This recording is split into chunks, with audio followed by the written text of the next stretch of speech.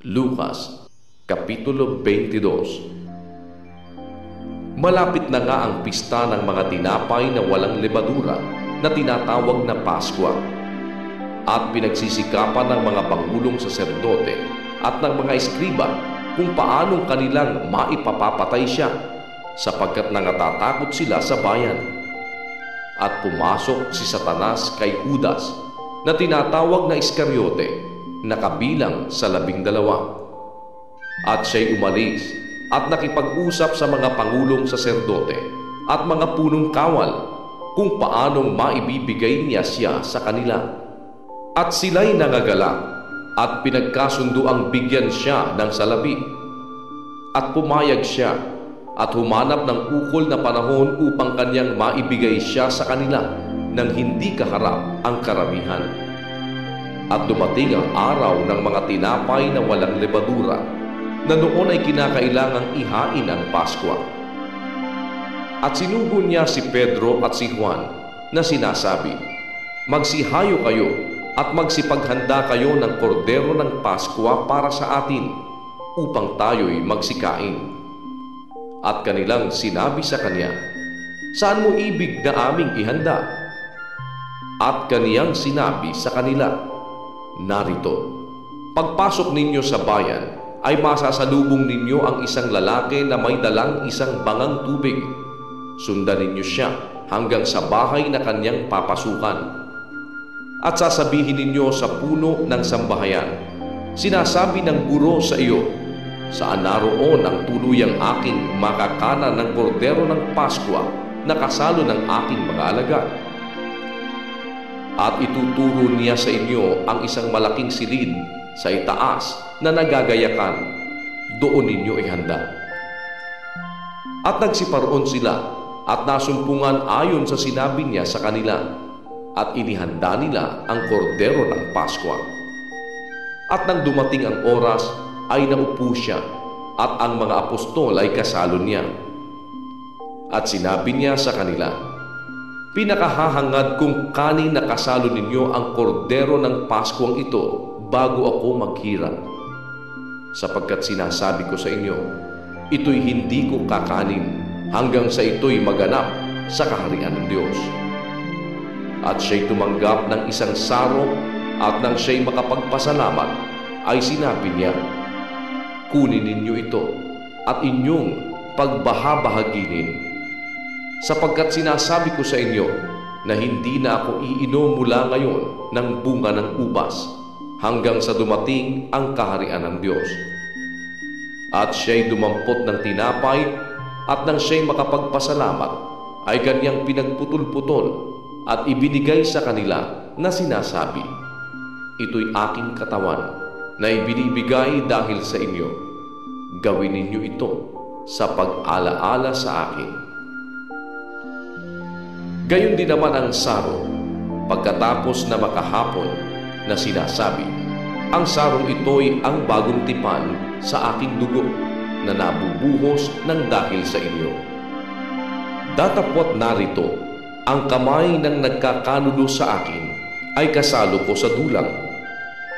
Sapagkat ang anak ng tao nga ay yayaon, ayon sa itinakda, datapwat sa aban niyaong taong nagkakanulo sa kanya."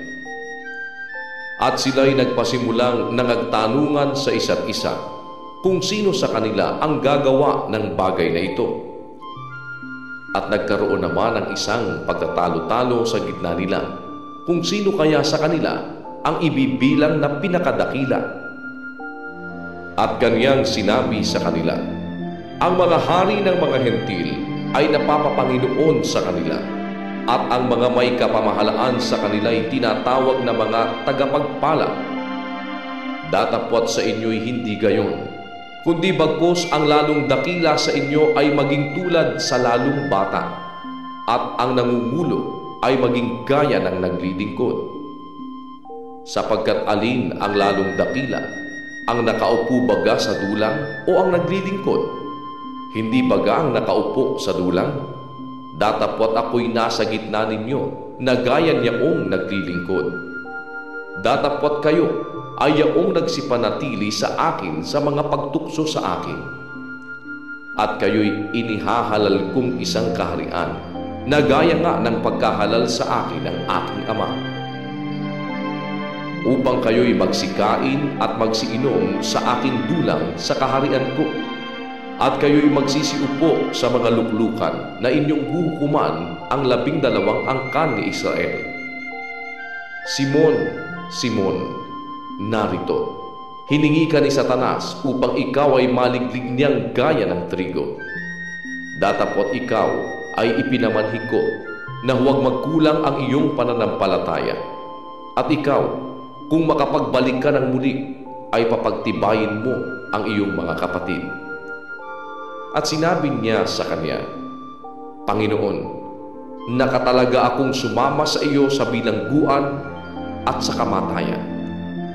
At kaniyang sinabi, sinasabi ko sa iyo, Pedro, na hindi titilaok ngayon ang manok hanggang sa ikaila mong makaitlog na ako'y hindi mo nakikilala. At sinabi niya sa kanya, nang kayo'y suguin ko na walang supot ng salapi at supot ng pagkain at mga pangyapa, kinulang baga kayo ng anuman? At kanilang sinabi, hindi. At sinabi niya sa kanila, ngunit ngayon, ang mayroong supot ng salapi ay dalhin ito, at gayon din ang supot ng pagkain, at ang wala ay pagbili niya ang kanyang balabal at bumili ng isang tabak. Sapagkat sinasabi ko sa inyo na kinakailangang matupad sa akin itong nasusulat. At ibinilang siya sa mga suwail, sapagkat ang nauukol sa akin ay may katuparan. At sinabi nila, Panginoon, narito ang 2 tabak. At sinabi niya sa kanila, sukat na. At siya'y lumabas at pumaroon ayon sa kanyang kaugalian sa bundok ng mga olibo, at nagsisunod naman sa kanya ang mga alagad. At nang siya'y dumating sa dakong yaon, ay sinabi niya sa kanila, magsipanalangin kayo nang huwag kayong magsipasok sa tukso. At siya'y humiwalay sa kanila na may agwat na isang itsang bato, at siya'y nanikluhod at nanalangin, na sinasabi, Ama, kung ibig mo, ilayo mo sa akin ang sarong ito, gayon may huwag mangyari ang aking kalooban, kundi ang iyo. At napakita sa kanya ang isang anghel na mula sa langit, na nagpalakas sa kanya. At nang siya'y nanglulumo ay nanalangin siya ng lalong maningas, at ang kanyang pawis ay naging gaya ng malalaking patak ng dugo na nagsisitulo sa lupa. At nang magtindig siya sa kanyang pananalangin, ay lumapit siya sa mga alagad, at naratnan silang nangatutulog dahil sa hapis. At sinabi sa kanila, bakit kayo nangatutulog? Mangagbangon kayo at magsipanalangin, upang huwag kayong magsipasok sa tukso. Samantalang nagsasalita pa siya, narito ang isang karamihan, at siyang tinatawag na Judas, na isa sa 12, ay nangunguna sa kanila, at siya'y lumapit kay Jesus upang ito'y hagkan. Datapwat sinabi ni Jesus sa kanya, Judas, sa isang halikbaga ay ipinagkakanulo mo ang anak ng tao? At nang makita ng mga kasama niya ang mangyayari, ay kanilang sinabi, Panginoon, magsisipanaga baga kami ng tabak? At tinaga ng isa sa kanila ang alipin ng dakilang saserdote, at tinigpas ang kanang taingan niya. Datapwat sumagot si Jesus na nagsabi, pabayaan ninyo sila hanggang dito. At hinipo niya ang tainga ng alipin, at ito'y pinagaling. At sinabi ni Jesus sa mga pangulong saserdote at sa mga punong kawal sa templo at sa mga matanda na nagsidating laban sa kanya, kayo'y nagsilabas na tila laban sa isang tulisan na may mga tabak at mga panghampas? Nang ako'y kasama ninyo sa templo araw-araw, ay hindi ninyo iniunat ang inyong mga kamay laban sa akin. Datapot ito ang inyong oras at ang kapangyarihan ng kadiliman. at kanilang dinakip siya at dinala siya at ipinasok siya sa bahay ng pangulong saserdote. Datapwat sa malayo'y sumusunod si Pedro. At nang makapagpadikit nga sila ng apoy sa gitna ng looban at mga kaupong magkakasama, si Pedro ay nakiumpok sa gitna nila. At isang alilang babae na nakakakita sa kanya samantalang siya'y nakaupo sa liwanag ng apoy, ay tinitigan siya at sinabi, "Ang taong ito ay kasama rin niya." Datapot siya'y nagkaila na nagsasabi, "Babae, hindi ko siya nakikilala." At pagkaraan ng isang sandali ay nakita siya ng iba at sinabi, "Ikaw man ay isa sa kanila." Datapot sinabi ni Pedro, "Lalaki, ako'y hindi."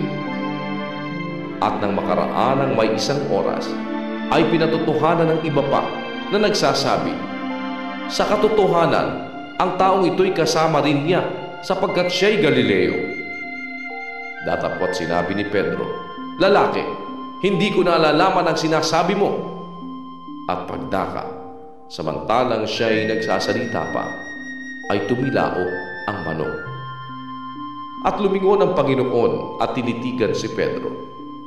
At naalaala ni Pedro ang salita ng Panginoon, kung paanong sinabi niya sa kanya, "Bago tumilaok ang manok ngayon, ay kakaila mo akong makaitlog." At siya'y lumabas at nanangis ng kapait-paitan. At nililibak si Jesus at siya'y sinasaktan ng mga taong nangagbabantay. At siya'y pinaringgan nila at tinatanong siya na sinasabi, "Hulaan mo, sino ang sa iyo'y humampas?" At sinabi nila ang ibang maraming bagay laban sa kanya, na siya'y inaalimura. At ng araw na ay nagkatipon ng kapulungan ng matatanda sa bayan, ang mga pangulong saserdote at gayon din ang mga eskriba, at dinala siya sa kanilang Sanhedrin na sinasabi, "Kung ikaw ang Kristo, ay sabihin mo sa amin." Datapot sinabi niya sa kanila, "Kung sabihin ko sa inyo, ay hindi ninyo ako paniniwalaan. At kung kayo'y aking tanungin, ay hindi kayo magsisisagot. Datapot magmula ngayon, ang anak ng tao ay mauupo sa kanan ng kapangyarihan ng Diyos." At sinabi nilang lahat, "Kung gayo'y ikaw baga ang anak ng Diyos?" At sinabi niya sa kanila, "Kayo ang nangagsasabi na ako nga."